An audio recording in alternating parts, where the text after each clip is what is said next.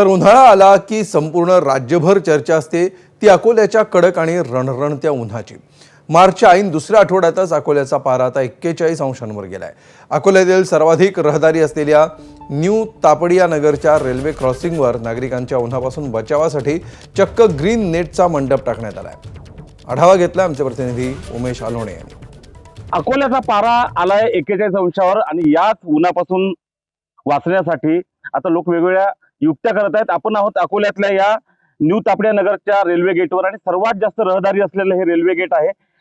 जठारपेठ ते न्यू तापडिया नगर भागाला जोडणारा हा रेल्वे गेट आहे। दररोज हजारो लोक इथून जात असतात। एवढी उन्हाचा पारा वाढल्यामुळे इथून जे प्रवास करणारे प्रवासी आहेत, नागरिक आहेत, त्यांच्या सुरक्षेसाठी उन्हापासून त्यांचं संरक्षण करण्यासाठी ग्रीन नेट इथे लावण्यात आलेली आहे। आणि या भागाचे नगरसेवक असलेले वंचित बहुजन आघाडीचे गटनेते निलेश देव यांनी ही व्यवस्था जी आहे या नागरिकांसाठी करून दिलेली आहे।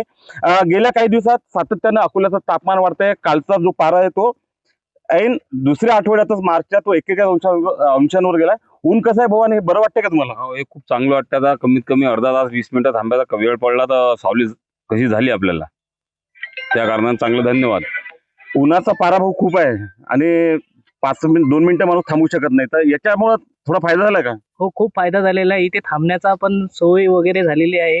हे चांगलं केलेल्या नगरसेवकांचे तर खूप आभार आहे आमच्याकडनं। धन्यवाद। त्यामुळे पुढच्या काळात या उन्हापासून वाचण्यासाठी अकोलेकर वेगळ्या युक्त्या आणि उपाय करणार आहे। त्यामुळे अकोलेकरांनो, काम असेल तरच बाहेर निघा आणि उन्हापासून आपलं संरक्षण करा, असं आव्हान एबीपी माझा आपल्याला करताय। उमेश अरोणे, एबीपी माझा, अकोला। एबीपी माझा, उघडा डोळे बघा नीट।